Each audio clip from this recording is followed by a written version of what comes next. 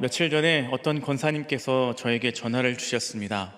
목사님, 제가 엘리베이터 탔는데 이런 이야기를 들었어요 하면서 전화를 주신 거예요. 근데 어르신들이 이렇게 이야기를 한다는 거죠. 이번 청장년 수련회 때 노사연이 온대, 이렇게 이야기를 하신다는 거예요. 이게 왜 그런가 봤더니 이제 포스터가 저렇게 되어 있기 때문에 그렇거든요. 저거 포스터가 나오게 된 계기가 이렇습니다.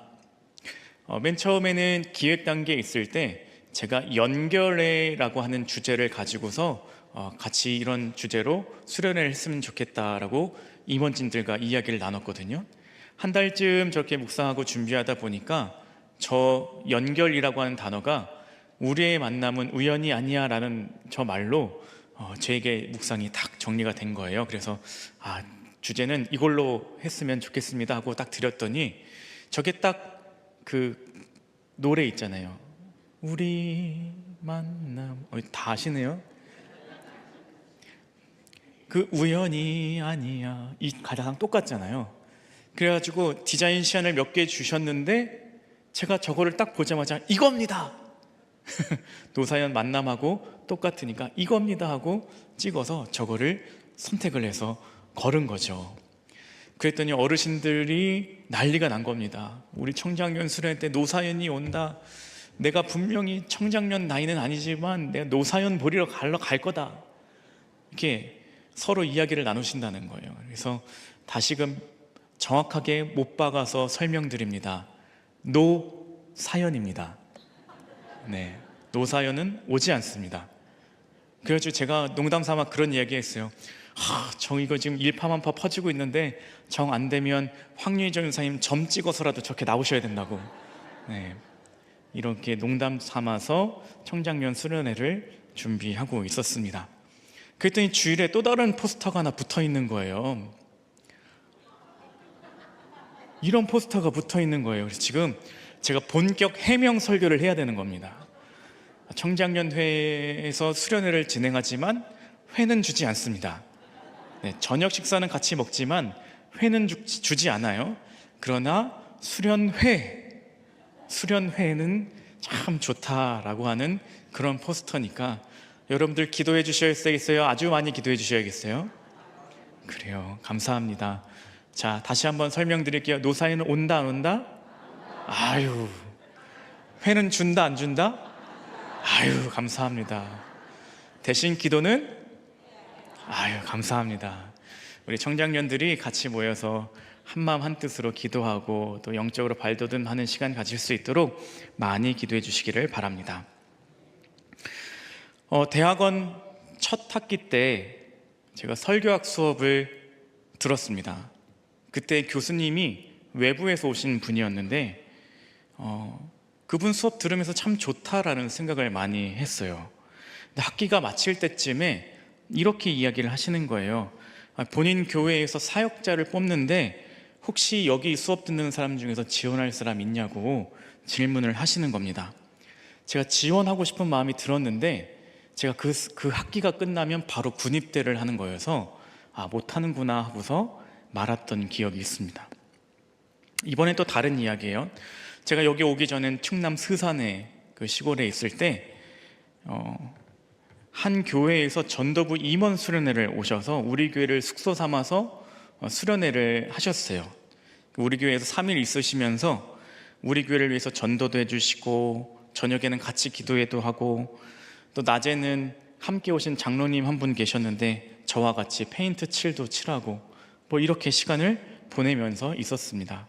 제가 그분들을 보면서 저런 성도님들과 신앙생활 하는 거 참 즐거운 일이겠다라고 생각을 했었습니다. 제가 이렇게 두 가지 이야기를 드렸잖아요. 설교학 수업, 그 다음에 전도부 수련회. 여기서 첫 번째 외부에서 오셨던 교수님은 곽주자 환자를 쓰시는 분이었어요. 누구예요? 네, 우리 담임 목사님께서 감신대에 출강 오셨을 때에 수업을 들었어요. 그래서 참 저분 좋다. 그리고서 우리 교회에 제 자리가 있는데 지원할 사람 있느냐 했을 때 그때 당시에는 군입대를 앞두고 있어서 지원을 못하고 아쉽다는 마음이 있었던 거죠. 그리고 나서 전도부 수련회를 오셨던 팀은 베다니 교회 전도부의 임원 수련회를 그때 당시에 오셨던 거였어요. 자, 여러분들 이 이야기를 들으면서 아멘입니까? 노멘입니까? 제가 그 두 사건을 계기로 베다니 교회에 지원해야겠다라는 마음을 가졌거든요. 다시 한번 질문할게요. 아멘입니까? 아주 아멘이십니까? 아유, 감사합니다. 그 두 사건이 크게 계기가 되어서 베다니 교회에 지원을 하게 되었고, 저는 어느 교회를 지원하고 면접을 볼 때마다 저는 잘하는 것은 없지만 시키는 것은 최선을 다해서 잘할 수 있습니다 라고 이야기를 했더니 뽑아준 교회가 여기가 유일했어요. 왜요? 담임 목사님 가르침이 뭐가 있죠? 부족하지만 최선을 다하겠습니다가 있으니까. 그 이야기를 할 때마다 다 떨어졌는데 저를 뽑아준 유일한 교회가 바로 이 교회였습니다. 여러분들 그냥 들으셨을 때는 우연 같은 이야기라고 생각하실 수 있습니다. 와, 그런 우연이 있었군요. 그런 우연들이 겹쳐서 있었군요. 참 운이 좋으셨군요 라고 생각하실 수 있습니다. 그런데 저에게 있어서의 이 사건들의 정확한 고백은 믿음의 사람들에게는 우연이 없고 하나님이 주시는 필연이 있다, 하나님의 계획하심이 있을 뿐이다 라고 저는 고백합니다. 오늘 우리의 삶에 하나님의 계획하심과 인도하심이 우리의 삶의 놀라운 일들로 펼쳐지시기를 축복합니다. 오늘 말씀을 배경을 보게 되면 바울이 복음 증거를 하다가 로마로 압송되어져 가는 그러한 상황 가운데 있었습니다.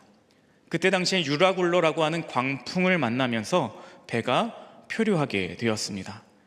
살기 위해서 음식물도 버리고 다양한 여러 가지 방법들을 쓰면서 희망을 잃을 정도로 절망적인 상황에 놓이게 되었죠. 그러다 한 섬에 표류하여서 도착하게 되었습니다. 그 섬을 1절을 보게 되면 멜리데라고 하는 섬에 도착했다라고 표현하고 있습니다.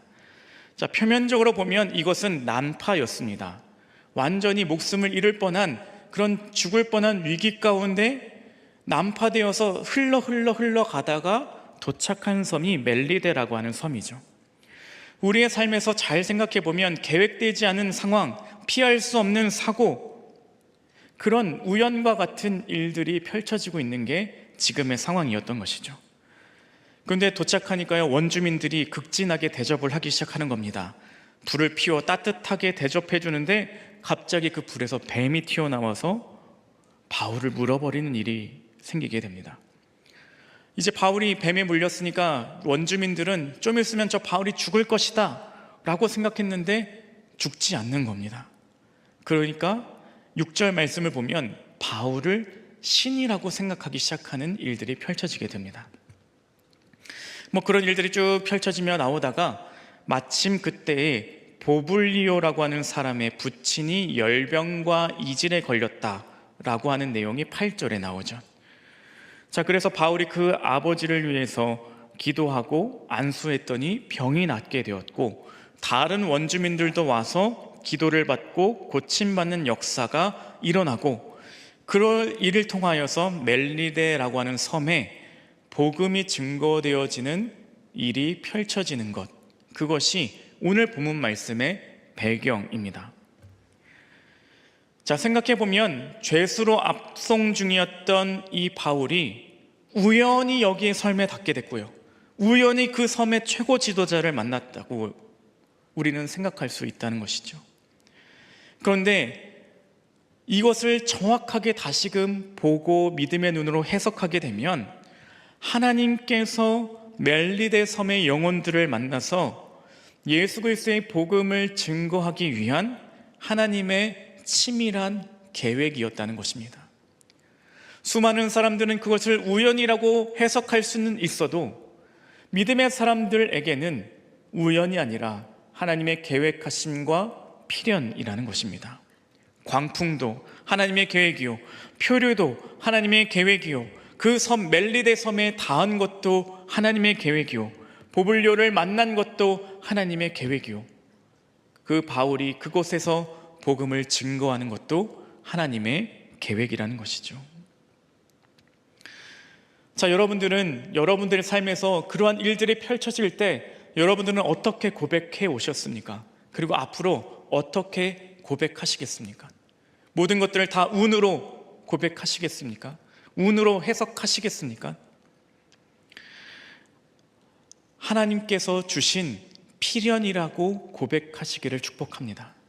하나님께서 함께하고 계시는 계획 가운데 있다라고 해석하고 고백하는 여러분과 제가 되기를 축복합니다. 제주도의 복음의 역사들을 보니까 이러한 일들이 있었더라고요. 김재원이라고 하는 사람이 복막염에 걸리게 됩니다. 그때 당시만 해도 복막염에 걸리면 거의 죽는다고 봐야 되는 병이었대요. 오늘날로 치면 맹장염 같은 거죠. 자, 그런데 육지에 가서 제중원에 가면 살 수 있다라고 하는 말을 들은 겁니다. 그래서 이 김재원이라고 하는 사람이 그 제중원을 가게 돼요. 그런데 거기에서 선교사가 이렇게 제안하는 겁니다. 당신이 세례를 받고 예수를 믿는다면 자기가 최선을 다해서 시술하겠다라고 이야기를 해요. 그래서 그 사람이 세례도 받고 치료도 받아서 살게 되었습니다. 그리고 제주도로 돌아오면서 마태복음 쪽복음서를 들고 제주도로 들어가게 됩니다. 그렇게 자신의 삶을 통하여서 복음을 증거하게 되죠. 그래서 그 주변 사람들이 하나님을 믿기 시작하는 일들이 펼쳐지게 되었습니다. 그래서 자신을 고쳐줬던 그 선교사에게 편지를 쓰게 됩니다. 제주도에 이렇게 신앙인들이 생겨나게 되었으니 목회자를 보내달라고 하는 편지를 쓰게 됩니다. 근데 그때 또 이 육지에서는 어떤 일이 벌어지고 있었냐면, 그 제너럴 쇼머노가 사건이 일어나고 그때에 토마스 선교사가 순교하는 일이 벌어지게 되었습니다. 이 토마스 선교사가 죽기 전에 이 한국어 성경을 주면서 읽어보라고 어떤 아이에게 주게 됩니다. 이 최치량이라고 하는 12살짜리 아이에게 이 복음서를 하나 주게 돼요. 근데 그것을 이 아이는 아무것도 모르니까 이 평양 영무주사였던 박영식이라는 사람에게 전해주게 됩니다. 또 이 사람은 이게 뭔지 모르니까 종이고 귀할 때니까 그거를 벽지로 써요. 복음서를 벽지로 발라놨어요. 근데 누워있다가 할 일이 없으니까 누워있다가 심심하니까 그 글들을 읽기 시작하는 거죠. 벽지가 성경책이니까 그 성경을 읽다가 복음을 받아들이게 됩니다. 바로 그곳이 여관으로 개조되었다가 평양 최초의 교회가 되는 널다리꼴 교회, 곧 장대현 교회가 되게 됩니다. 그리고 그 교회의 종설을 들으면서 토마스를 죽였던 박충건이라고 하는 사람이 세례를 받고, 너무 양심의 그 종설을 들을 때마다 선교사를 죽였던 게 양심의 가책을 받고 회심하게 되는 일이 벌어지게 됩니다. 그래서 그것을 통하여서 평양의 부흥 운동이 일어나게 되고, 그것을 통하여서 한국 목사 7명이 배출되게 되고, 그 중에 한 명인 이기풍 목사를 제주도에 파송하게 됩니다. 그것이 제주도 복음의 역사입니다. 김재원이라고 하는 사람의 병, 그리고 믿음, 그리고 편지, 때마침 이 평양에서 일어나고 있던 일들, 이것들이 다 우연처럼 느껴지십니까? 하나님의 분명하고 치밀한 계획 가운데 일어난 일인 것입니다.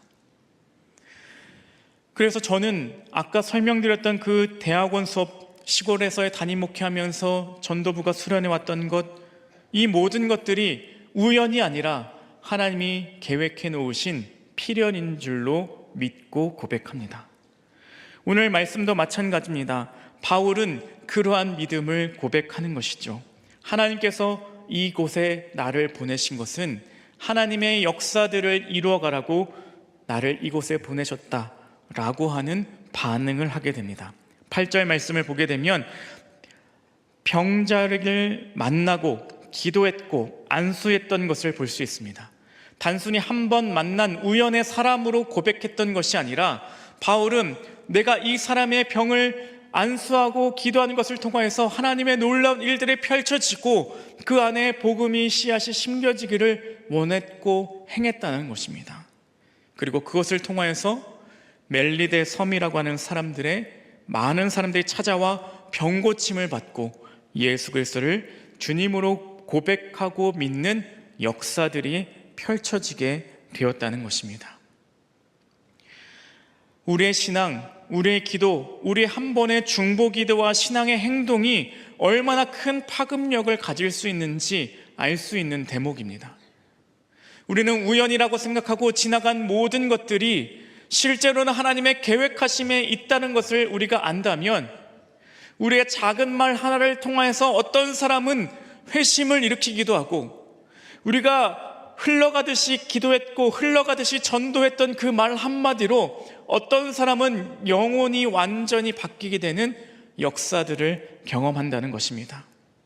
그렇기 때문에 우리에는 기대감이 있는 삶을 살아가야만 합니다. 내가 겪고 있는 문제, 내가 겪고 있는 아픔, 고민, 걱정, 슬픔이 단순하게 우연처럼 나에게 찾아온 일들이 아니라 하나님께서 이것들을 통하여 어떤 놀라운 계획과 일들을 펼쳐가실 것인지 하나님의 필연과 계획이 이루어지게 하여 주시옵소서라고 하는 오히려 소망이 섞인 믿음의 고백을 하는 사람이 되어야만 합니다. 여러분, 볼펜이라는 것이요, 그 안에 조그마한 공 같은 게 있어서 볼펜이에요. 그 얘기는 뭐예요? 이 볼펜을 긁는다면 우리가 눈으로 보기에는 선이 그어지는 것처럼 보여지지만 이 현미경으로 들여다보면 볼이 지나가면서 찍힌 점이 하나로 이어진 게 볼펜으로 그은 선이라는 거죠. 우리의 인생이 그렇습니다. 우리의 삶이 그렇습니다. 우리가 작은 것 하나하나가 다 인생의 점 같아 보이지만 실제로는 하나님께서는 그 점들을 이어서 놀라운 일들을 펼쳐 가실 줄로 믿습니다. 그러니 우리가 겪고 있는 일들, 어려움들, 걱정들, 근심들, 이것들이 우연이 아니라 하나님께서 필연으로 나에게 허락해 주셨다. 그러니 이것들을 통해서 하나님께서 얼마나 놀라운 일들을 펼쳐갈 것인가, 그 소망이 넘치는 삶이 되시기를 축복합니다. 그래서 하나님께서 내 삶에 숨겨둔 보물과 같은 그 은혜들을 발견하는 삶이 되시기를 축복합니다. 우리의 만남은 우연이 아니다. 우리를 통해서 이루실 하나님의 계획하심이 있고, 우리가 만나는 모든 사람들 가운데 하나님의 놀라운 인연들이 펼쳐질 것을 믿으며 살아가는 것입니다. 그러니 옆에 사람 한번 얼굴 보면서 이렇게 고백했으면 좋겠습니다. 당신은 우연이 아니라 하나님께서 주시는 필연입니다.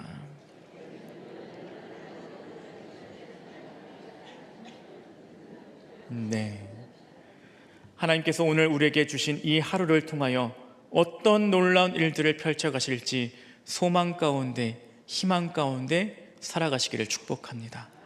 우리의 만남은 우연이 아닙니다. 기도하시겠습니다.